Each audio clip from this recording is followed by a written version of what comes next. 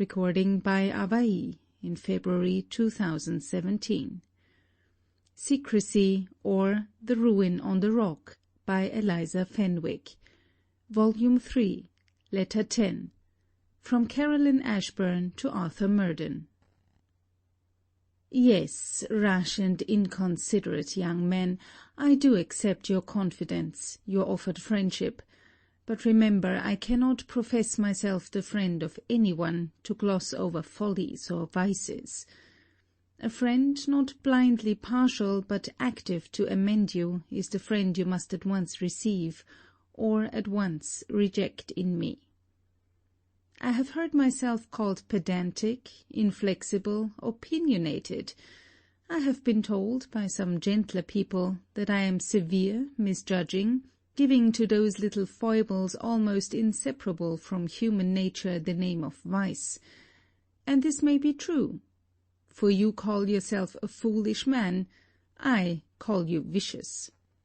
Nay, start not, Murden, but lay your hand on your heart and tell me if you have well employed your time and talents, if you have done service to humankind, or if you have not in fraud and secrecy bubbled away your happiness. And if it is the part of a virtuous man to sigh with black misanthropy in solitude a few passive years, and then lie down in the grave unblessing and unblessed? Yet I do pity you, for I have neither a hard nor a cold heart, nor a heart that dare receive a sensation it will not for your example dare to acknowledge. Yes, I confess I have loved you. Yet because I could not possess myself of the strong holes in your heart, shall I sink down and die? No, no! I bade the vague hope begone. I refused to be the worst of slaves, the slave of self. And now, my friend, more worthy than ever of your friendship, I am ready to do anything in your behalf that reason can approve. That service is to gain Sibella for you. Again you retreat. Your false delicacy and false refinement fly to guard you with their sevenfold shield from the attack. But hear me, Murden, I would not unite you as you are to the Sibella Valmont, whom you have loved with all the fervour the most impassioned language can describe, the erring Sibella, while she sees neither spot nor stain in him with whom she has pledged herself in union. No. I would first subdue the fermentation of your senses, teach you to esteem Sibella's worth, pity her errors, and love her with infinite sincerity, but not so as to absorb your active virtues, to transform you from a man into a baby. You are but two beings in the great brotherhood of mankind, and what right have you to separate your benevolence from your fellow creatures and make a world between you, when you cannot separate your wants also? You must be dependent for your blessings on the great mass of mankind, as they in part also depend on you. When you can thus love, I would unite you to Sibella, who in turn shall be roused from the present mistaken zeal of her affections. Her soul will renounce the union her mistakes have formed, when she knows Clement as unworthy of her as he really is. From a struggle perhaps worse than death, she will rise dignified into superior happiness, claim you as her friend, her monitor, her guide, and devote her life, her love, to your virtues. Oh yes, I know it well. Your imagination teems with the rhapsodies of passion. I hear your high-wrought declamation, the dictates of a fevered fancy. I do pity you, Murden, from my soul, and if I did not believe you able to overcome all the misery you deplore, I should not pity you at all. I can scarcely picture to myself a life more negative, less energetic, notwithstanding your fervour, than that you would have led with Sibella, had fortune placed you in the situation Clement stood with her. Do not let your burning brain consume you at the supposition, for, highly gifted as you both are, mind cannot always feel in that extreme. the tight-drawn wire must either snap or slacken. Too happy, banished in rapture, age would have come upon you without preparation for its arrival, without proper nourishment for its abode. In vain you then turn to each other for consolation. The spell that guarded you from every intruding care is broken, and you have lessons, wearisome tasks to learn, which would only have been pleasant relaxations intermixed with the abounding delights of youth. You are both at present the victims of erroneous educations, but your artificial refinements being so admirably checked in their growth, now I know not two people upon earth so calculated, so fitted for each other as Murden and Sibella. My resolution invigorates with the prospect. Be ye but what ye may, and the first vaunted pair of paradise were not more happy. I perceive not only the value of the work I undertake, but the labour also, nor am I deterred by the firmness wherewith you hold your resolutions, not by the tedious, scarcely perceptible degrees with which I must sap the foundation of Sibella's error. Ah, Murden, I suspect, had she possessed equal advantages with yourself, she would have soared far beyond what you are as yet. By her last letter I find she discovers a deficiency in Clement's conduct, which she struggles to hide from her own penetration. He is my best auxiliary. I once taught him only a negative character, drawn this way or that by a thread.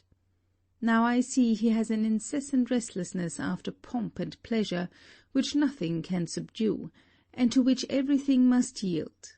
Sibella in her turn. Indeed, half her hold at least is gone already. If he speaks of her now to me, she is not as before. He is adored, an angel, superior to everything in heaven or on earth, but one lady has an eye almost as intelligent as Sibella's, another, a bloom of complexion scarcely less exquisite, and a third, in form in graces moves a counterpart goddess. As you say, there is a vehemency and energy in his expressions, that, in the general apprehension, clothe him with attributes which never did and never can belong to him. It is but very rarely that I partake of his effusions, for I am not to his taste. My mother is his confidante, and she is quite fascinated with the descriptions of his love. When he was first introduced to us, I thought it necessary, for a reason you perhaps divine, to mention the mutual attachment subsisting between Clement and Sibella. Mrs. Ashburn declared she would take his constancy under her protection.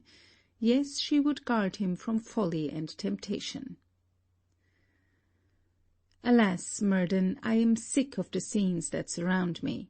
Formerly we were moderate and retired to what we are now. Our house is the palace of luxury. Every varying effort of novelty is exerted to fill the vacant mind with pleasure. Useless are my remonstrances. Eastern magnificence and Eastern voluptuousness here hold their court, and my mother, borrowing from her splendour every other pretension to charm, plunges deeper and deeper in the vortex of vanity. Fain would I leave it all, but I dare not proscribe my little power of doing good. Come then, my friends, you who have already taken your station in my heart. Murden and Sibella, live for each other, live that I may sometimes quit the drudgery of dissipation to participate of happiness with you.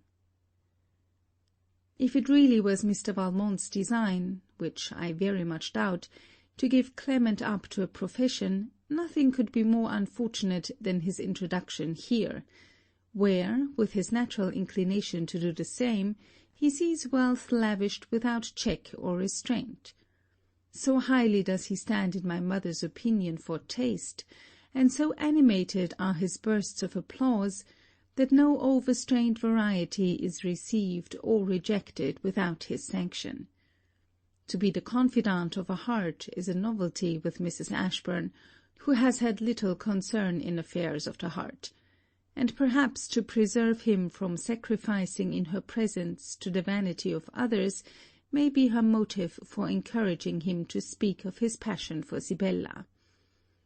I have watched him narrowly, and if he has any lurking wishes here, I am persuaded they fix on Mademoiselle Laundy.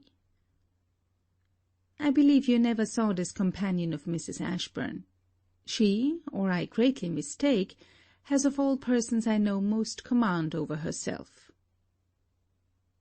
I had almost forgotten to tell you that Clement read me a few concluding lines of your last letter to him. What a decided melancholy have you displayed therein! No, my dear friend, you must not, shall not die. Clement was considerably affected by the representation of your feelings, yet he said you had used him ill in the foregoing part, and he believed he should never write to you again. I find he has no suspicions of you, and I leave you to tell him at your own time and in your own way. Still, I say nothing of Sibella's present distress, you cry. I have had no information of it, except from yourself. I have written again to Sibella, and look for an answer daily with respect to her fortune. I think it probable that she should be her father's heir, but of that we can judge better when we hear what her uncle says to the charge. Alas, I know Mr. Valmont is vindicative, proud, and impatient of contradiction. She, resolute, daring to do, ought she dare approve. He might strike her. As to suicide, I know her better. It would be as remote from her thoughts, under any suffering, as light from darkness. Oh, Murden, she is indeed a glorious girl. Mr. Valmont promised me an unrestrained correspondence with Sibella, and, while he is satisfied in the exercise of his own power over her person, he will, as usual, suffer her to communicate to me the crowd of welcome and unwelcome strangers passing to and fro in her mind. I need scarcely assure you that, whatever intelligence I receive, you shall share the communication. Remain at Barlow Hall, for, though your uncle is very desirous that you should come to London, I am certain, in your present frame of mind, you would find yourself still more removed from ease in the society which Sir Thomas would provide for you than in solitude. I should be sorry to depend for my happiness on that heart which could invite pleasure and gaiety to quell those griefs it could not banish by reason and reflection. Nor have I, Murden, so supreme an idea of your prudence as not to foresee the birth of a new folly, should Montgomery and you meet each other. Farewell, and may the blessing you bestowed on me rest also with yourself. Caroline Ashburn. End of section 48.